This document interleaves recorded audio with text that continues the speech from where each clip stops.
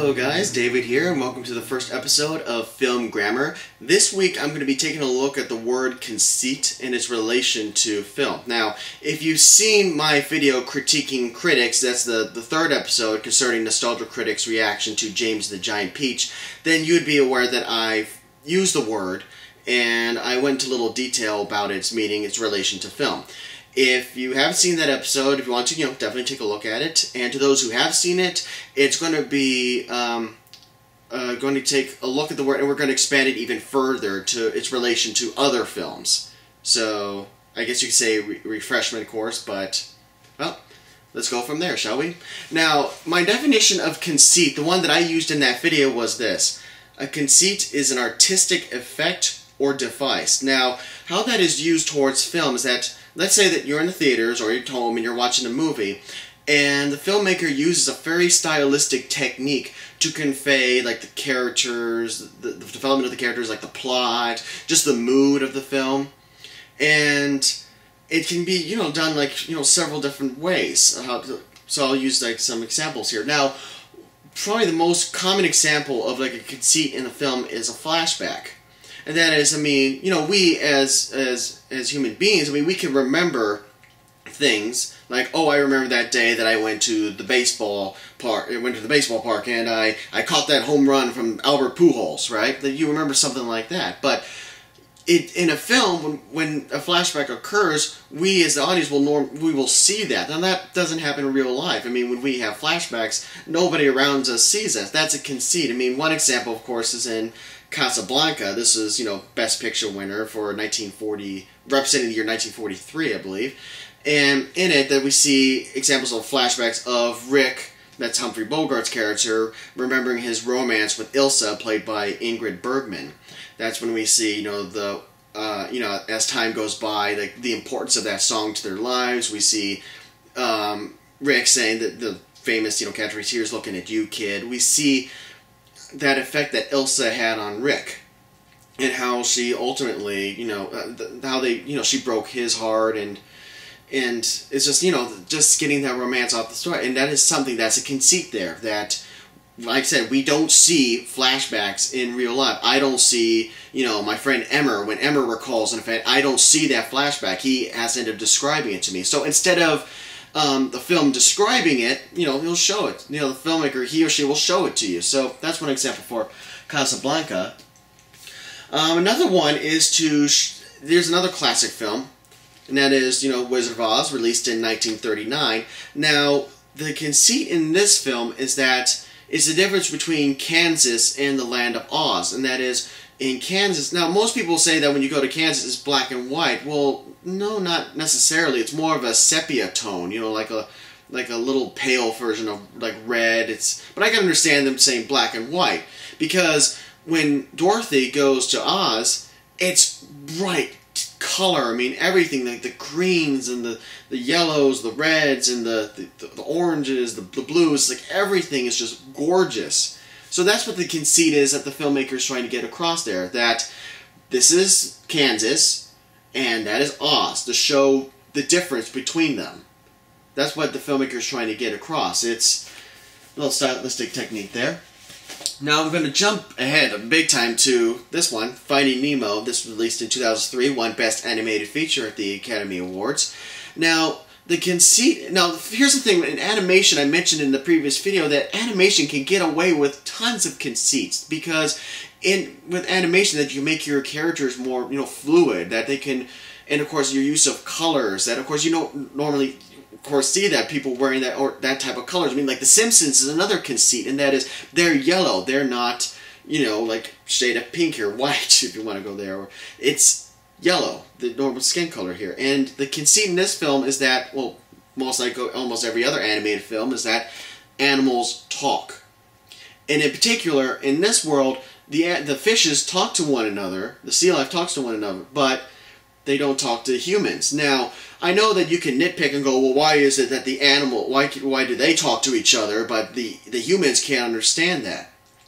And that's a conceit that the filmmaker is trying to get across to you, that you don't have to end up questioning that, and that in this world, every animal life can understand one another, but humans can't. So that's one way that it gets across through there. And animation can be done through several different ways. That if like something, a stylistic approach that shows how happy the character is or how sad the character is. I mean, animation above all else can get away with that. Because you know about the typical statement in a trailer where it goes, in a world where, in this case, this is in a world where anything can happen. Animation can get away with that. Now, I want to talk about German Expressionism in relation to Conceit, and in particular, The Cabinet of Dr. Caligari, one of the classic films of, silent cinema. And that is, in this film, it has exaggerated set designs, makeup, costume design.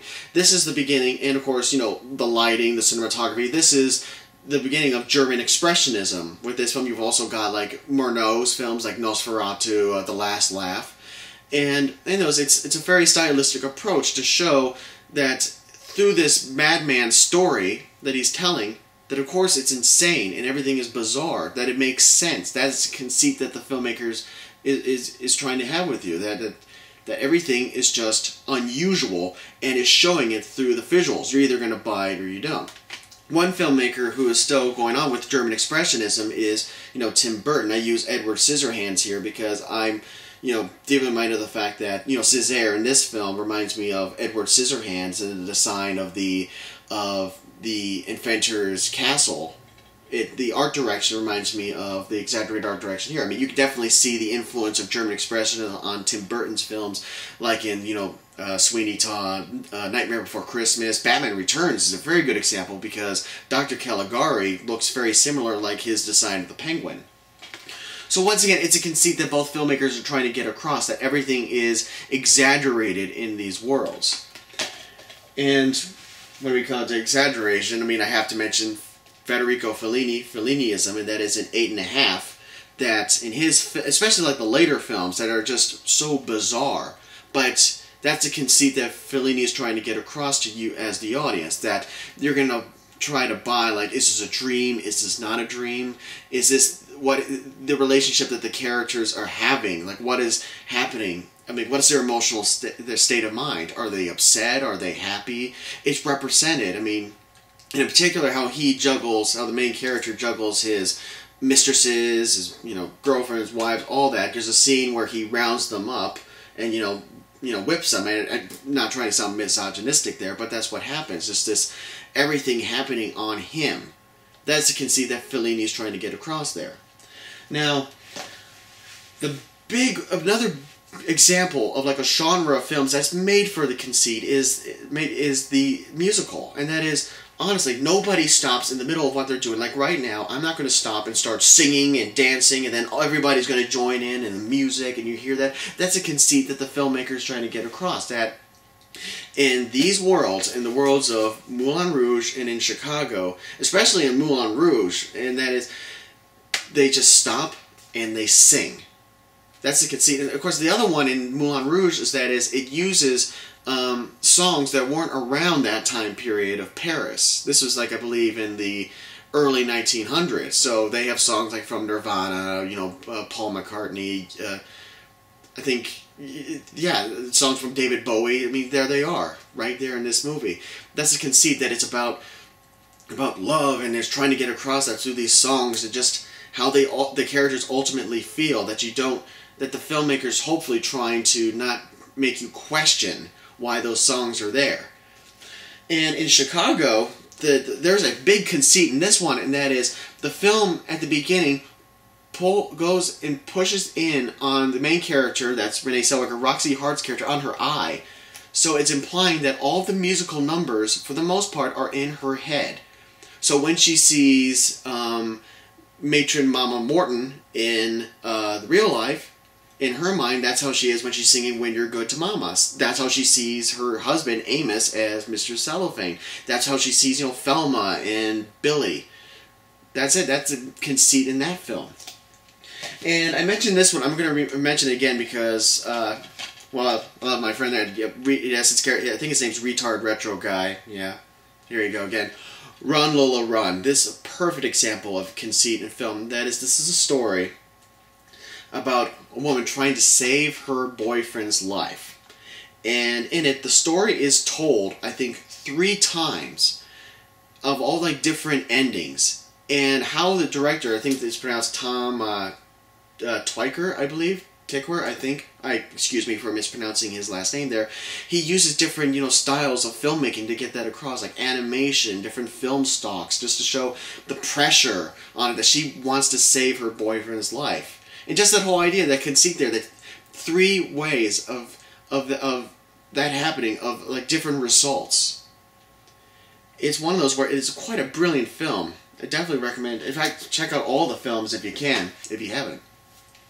So that is the ending the first episode of Film Grammar for Conceit, that I hope that you're able to understand conceit in its relation to film and realize that you don't necessarily have to nitpick a film like that when it comes to like stylistic techniques. I mean, true, it's not going to work for everybody, but just think about that in regards to certain filmmakers, that what they're trying to get across. So hopefully you enjoyed this, and have a nice day.